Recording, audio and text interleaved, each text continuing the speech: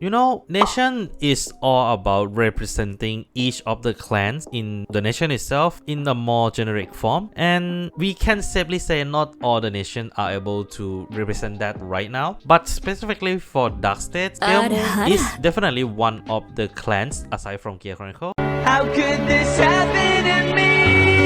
That doesn't really have a proper presentation. We do have a few units that does something along that line, but we don't really get like a proper red line that play like an old school Pale Moon unit until the Divine's era, so 2 years later. It's about damn time.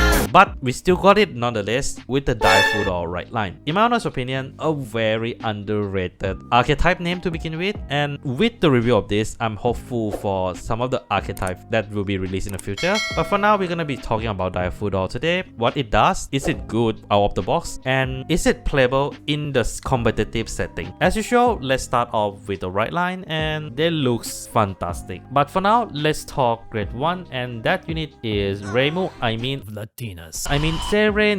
Serenera has 2 abilities, one which activate on right and one as a Vanguard circle, just like most of the Dark State right line units, the more recent one. And this unit on right skill is when it being ridden upon by Griselda, so the grade 2. Look at top 7 cards of your deck, choose up to 2 cards with Direful Dolls in their names and put them into your soul, shuffle to your deck afterwards. This is a very fantastic card as it literally is Irina, the Silverthorn Irina, but grade up and upgrade at a cost of being a little bit more specific. And with the way the deck works, you gonna need a bunch of Direful Dolls in soul to actually play the deck properly, and this is a fantastic start for the setup. And then her Vanguard effect is very similar to Jericho in a way that when it attack or boost, you may give this unit 5k, but this card only get additional power if you're grade 3 or greater, but in exchange you have to bind this unit at the end of that battle. Well, binding will be something you're gonna be seeing a lot in this deck, and it actually is a very crucial part of the deck as well as we go through each of the supports, as we moving on to a card that facilitates Serenera's skill to begin with, Griselda. Griselda also has 2 abilities, the first one being a very strong optional skill, where when this unit is rolled upon by a grade 3 with Direful Dolls in its name, call this card to Vanguard circle. Simple but very effective skill, especially it plays well into her second effect, where when this unit plays on Vanguard circle, and if you have a Direful Dolls Vanguard, you may put Direful Dolls card from your hand into your soul, draw a card, and then choose one of your Vanguard, this unit, and that unit plus 5k until the end of turn. Considering this Direful Dolls Vanguard doesn't really gain power, this is a godsend, especially with what the grade 3 does. It really helps the deck to actually play into the playstyle properly, especially with the cost that allow you to put more Direful Dolls into your soul, making sure that you have enough bullets to activate the grade 3 of the right line skill, and his name is John C. Stop it. Get some help. Direful Dolls Master Android. It's a little bit ironic to be calling him Android when he is a human, the only human out of the whole Direful Dolls archetype, and he has 2 very powerful skills. Act once per turn, shoots up to the same number of Direful Dolls Workeroids in their card's name from your soul. It equals to the grade of your opponent Vanguard, and then call them to Vanguard circle. If you manage to call 3 or more by this effect, this unit get additional drive. This is just simply a much better Loquia. Hello, darkness, my old friend.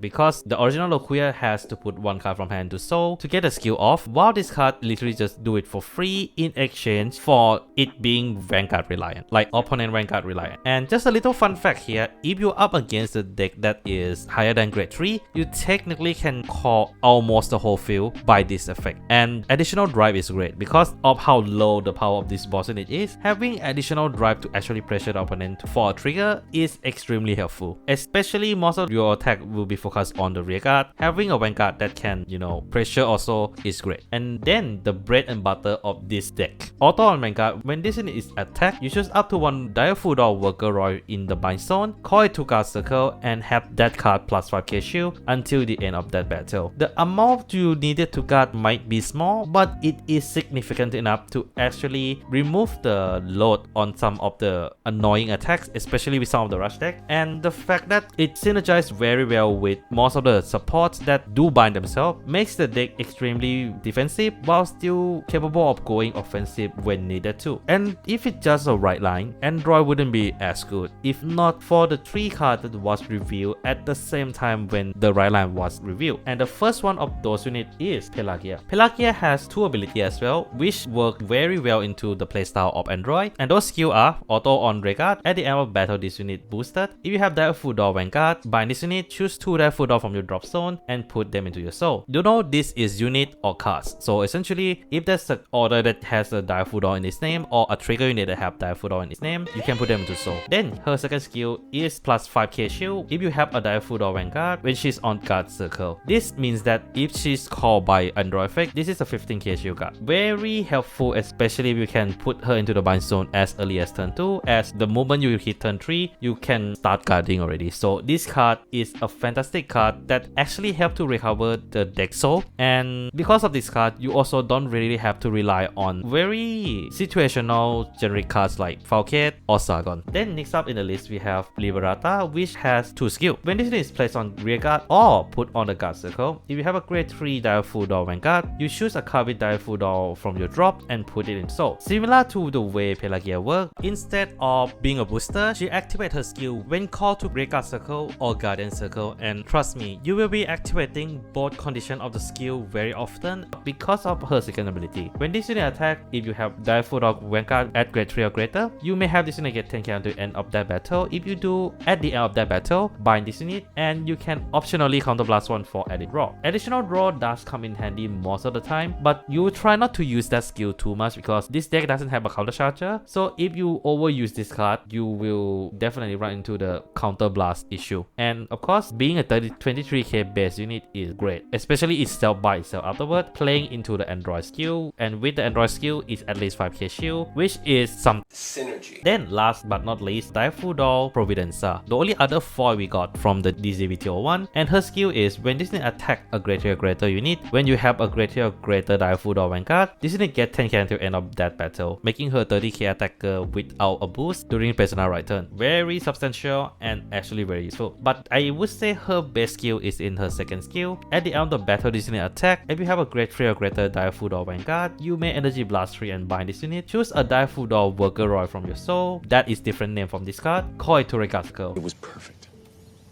Perfect. As you can see here, this is the extender of this deck. This card is really helpful, but it's also kind of revealed the big problem of this deck, because if you do not have a Direful Doll in your soul, you cannot play this card effect. But it's still a very solid regard to attack nonetheless, and I would say so does every unit in Direful Doll archetype right now that were designed specifically to play with this right line. So what is the good and bad thing about this deck? Well, to put it simply, this is, in my opinion, the most defensive deck I have seen within the sphere of Dark State, thanks to the deck ability to consistently add a slight amount of shield value to the attack that you're guarding to begin with. And in all fairness, it does exert a decent amount of pressure, with Provenza exert a very decent amount of pressure together with Liberata. Meanwhile, the deck also can float into multiple attacks decently well. And before we get into the back part of this deck, I do have to point out a few things. The first one is, of course, we have a few Direful Doll triggers. This means that one particular card will come in very helpful with this deck, and that is Almagesta Spada. We don't really need to care about her first effect. All you need to care for is she is essentially an 18k booster that is capable of binding trigger from your soul into your bind zone. This means that you can actually bind your Direful Doll triggers to actually use in your defensive game as a 20k shield. And as one of the Direful Doll triggers are the counter level heal trigger, you technically get more benefit when fighting against decks like Stride deck, Grifogilla, or any of the grade 4 deck. And as long as your opponent playing a lot of multi-attack, this deck will shine extremely well because of how you can call multiple cards from bind zone into guard circle. And that is a good segue to talk about the bad part of this deck, and there are a few. For one, if the deck is up against 3 attack deck or any decks that can hit a ridiculously high number, this deck starts to lose its defense, because most of the defense that it's capable of pulling usually is a very tiny poke. So when you're fighting against a deck that is scaling into late game like Stride deck, things might get ugly for them. And secondly, and I feel this is the most negative part of this deck. Aside from Serenara right skill, you have almost zero way of putting more Direful Doll into your soul from your deck. The deck has a very good recursion in the drop zone and in your hand in terms of building up your soul, but what's the point of building them up if you did not draw them in the first place? You can use soul charge card to essentially just do a simple addition to your soul, but I do feel that is a little bit too RNG heavy. Meanwhile, you do have a filter soul charge card like Link, Sherry, or lesser known Trumpet Dragon. This card is useful in this deck because you want Direful on your soul, not anything else. But the problem with those cards is that it does affect the deck defense as well, as most of the soul charge card tends to have additional effect that makes it a little bit more worthwhile to use. Meanwhile, those that do filter soul charge tends to not do as much. But overall, I do still think this deck has a decent potential to be a very powerful playable deck, and I do feel just getting a 1 or 2 simple fix of a card would actually make the deck really scary. And I would say more Direful Doll that can actually get more shield value when being guard is actually gonna help the deck a lot as well. But that's my thought about it. Overall, I do think Direful Doll is easily one of my favorite right line I have seen in Dark State in a long while. But what do you guys think? Do leave down in the comments below. And yeah, that's all I have for today. Take care of yourself, and this is Mac Mechanic signing out.